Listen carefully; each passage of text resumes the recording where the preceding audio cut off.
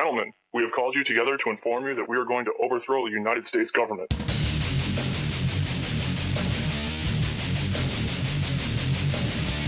you still think that jet fuel brought down the World Trade Center?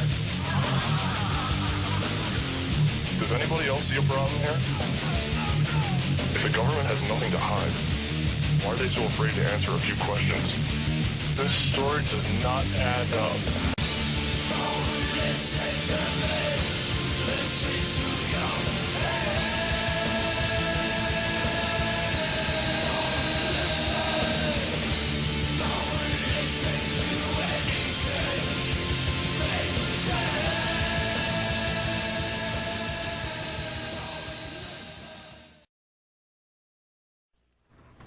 The news from Haiti has gone from grim to grim and infuriating. 2 weeks after the earthquake, warehouses of food in Port-au-Prince now filled, and incredibly, as Robert Moore of our affiliated British partner ITV reports, being deliberately kept filled.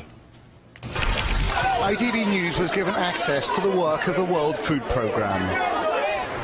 Their warehouses have supplies, but there is a striking lack of urgency. UN band was practicing nearby when you might think all hands would be devoted to the aid effort. When the convoy arrived at a camp, the need was obvious. The crowd thirsty, and many here are illiterate. Eventually a few sacks of rice were unloaded. Then inexperienced UN troops decided there might be a crush, and incredibly ordered the food to be reloaded and taken away. The fight was on for the small amount left behind. The prize, a bottle of cooking oil. The UN team left, frustrated themselves, and later promised to us it would improve. I think with any operation of this size, there are always teething problems at the beginning. Remembering, of course, that the entire humanitarian system here took such a hit from the earthquake. But we are ramping up the operation day by day by day. But back at the camp, people watched in utter disbelief as the precious food was driven away, back to the warehouse where the journey began. Robert Moore, ITV News, in Port-au-Prince. To leaven that scene slightly, the story of Jeanette Saint-Fort. You will remember seeing her husband Roger insistent that he heard her voice from the rubble of the bank at which she worked. He was right. She had been pinned there, her hand crushed for 6 days. Rescued, she came out singing. Today, she's smiling, unlikely to have use of her hand again. Otherwise...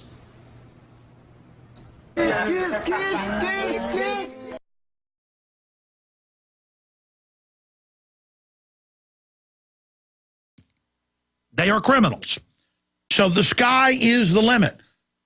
And I've told you this for years. The banker bailouts, what's happening in Europe, they're going to implode the world economy to bring in the world government. You've heard Lindsey Williams, you've heard Gerald Celente, Max Kaiser, you've heard Steve Pachinik. They all agree.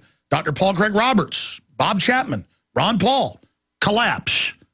Collapse by design. And so I get up here, many revolutionaries finance the revolution by robbing banks or by robbing stagecoaches in the old days. The Founding Fathers did that, you know, by taking British ships. We don't do that. We use the free market system promoting things I believe in to fund the nightly news, the daily radio show / TV, the award-winning films that reach tens of millions apiece, the websites that reach millions a day now, with the truth. We don't do like the communists and others, you know, in modern times out robbing people to fund themselves. I promote things I believe in. And now everybody's getting into the food business. It is hysterical. I listened to San Antonio radio. I listened to 2 radio stations this morning. San Antonio AM, in between listening to voice messages. And then I tuned to 93.7 KLBJ and heard an ad for a storable food company saying, don't end up at the FEMA camp. Basically, you know, never stand on a bread line if you own your own bread, taking everything that, you know, Steve Shanks basically put out over the years.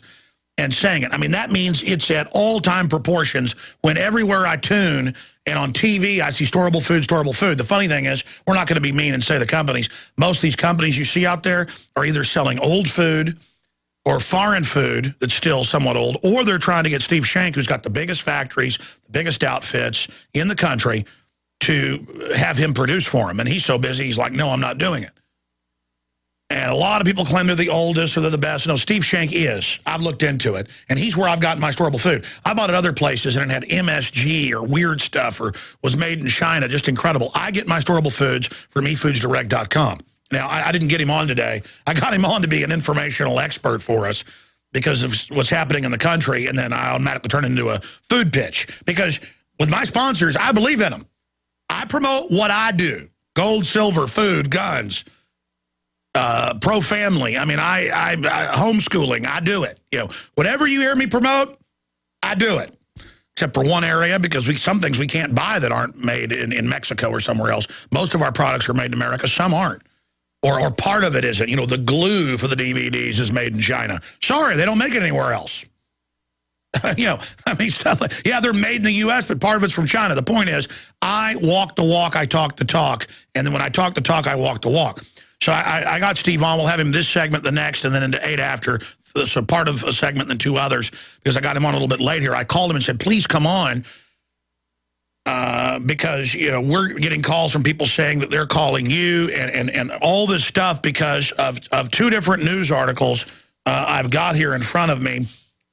Here is News Channel 5.com, one of the big TV stations there in Tennessee, in Nashville.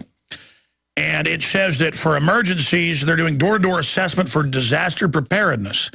And our contacts in Tennessee have confirmed, they won't say what the 22 questions are, but it's, do you own firearms?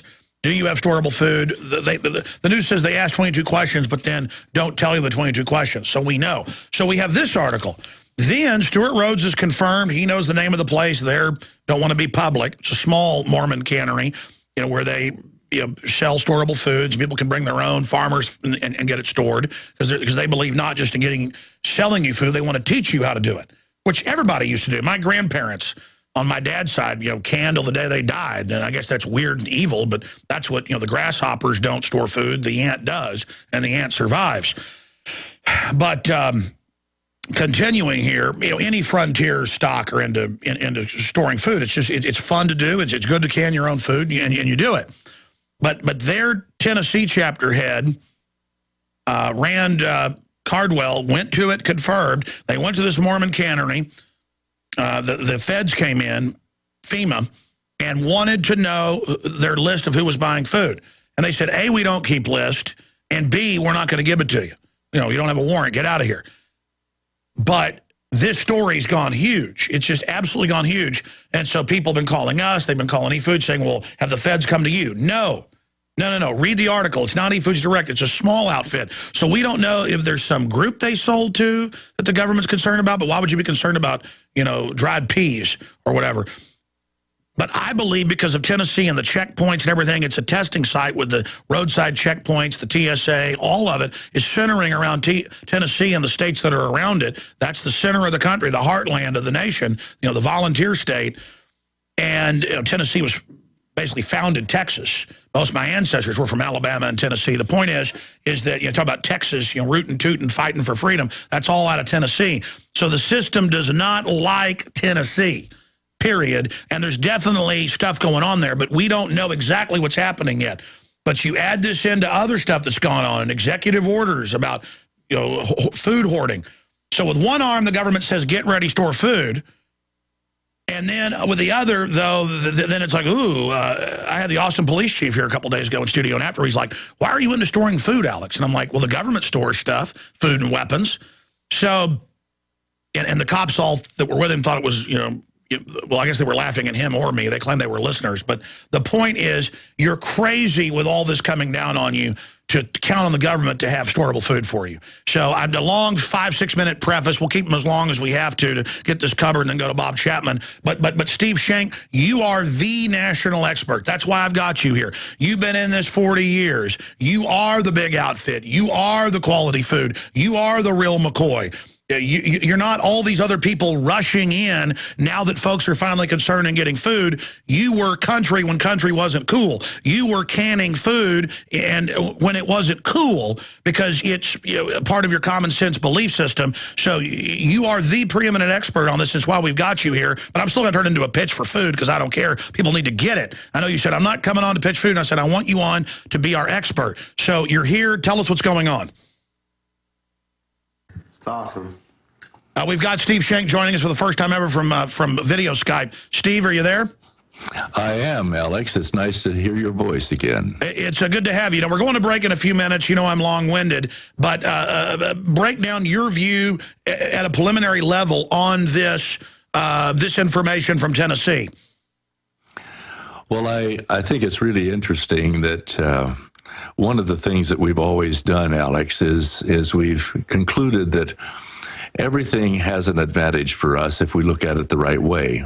When the Patriot Act was passed and it was indicated that if you had a disaster and you weren't capable of sustaining yourself for 30 days, that you'd be required to go to a gathering center.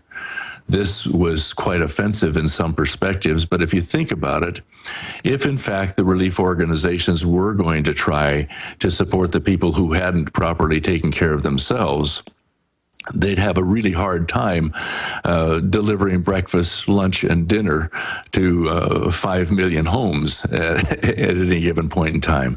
Cannot be done. That's the strongest argument for families actually taking responsibility for themselves. So what we've always said, and you and I have had many conversations on this subject, is that those who are capable of preparing and taking care of themselves must do it. It's not only their personal responsibility to their families, but it's their patriotic duty as Americans to take care of themselves so that the relief organizations who are willing and prepared to take care of families can be free to take care of those who are unable or unwilling to take care of themselves when the disasters come. So much more a common sense perspective.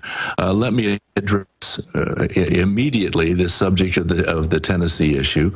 As I understand it, some agents went in and were asking one of the LDS cannery operations for their records, and appropriately the response was, no, we don't keep records of things like that. It's not something that we do. And in our case, we're a large nationwide organization. We're shipping food all over the country, and we're into other countries, in fact. And so food is a very private and personal thing. If you walked up to your friend and said, how much money do you have in your savings account? They'd consider it kind of offensive. Some people in the climate that we have, if you walked up to them and said, how many guns do you have? They'd consider it somewhat offensive, and that would be private personal information. How much gold do you have? That type of thing is what the German government's tried to get the kids to tell their parents by giving them candy during World War II. But the fact is that, very simply, food is so personal. It's the greatest dependency that we have. And the wisdom of preparing yourself and storing and having the ability to control that. You see, people can't control the disasters that occur, the man-made events that are referred to in some of the FEMA council to get prepared. People can't control any of that, but they can control their greatest dependency by having a supply of food. So having said that, very simply, our perspective on the records that we have of people that use their credit cards and pay cash and do whatever they do to get themselves in a situation where they have reliable security for their family, all of those records are encrypted, kept off-site, and very, very secure. And we don't see that as necessary because of the federal government being hostile. We see that as just an extremely important issue of privacy. You can't go into a bank and say to the manager of the bank, hey, listen, I know John Schmelz, and I want to know how much money is in his account. That's a personal thing. And your food being even more basic than money, being even more basic than ammunition and guns, being even more basic than just about anything else,